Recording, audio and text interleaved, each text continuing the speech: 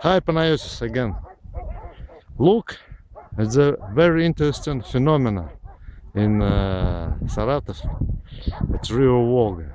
It is her regular spring flood. It widen its water very much and almost cover all the beach. Water came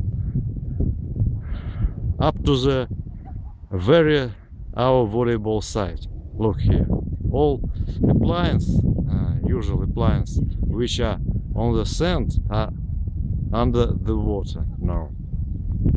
Look here, we have a very short distance between our volleyball site and the water, and very often our ball comes to the water. Look here. Last years the water was farther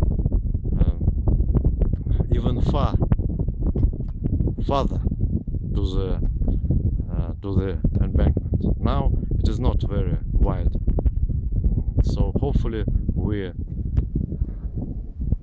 can't play yet.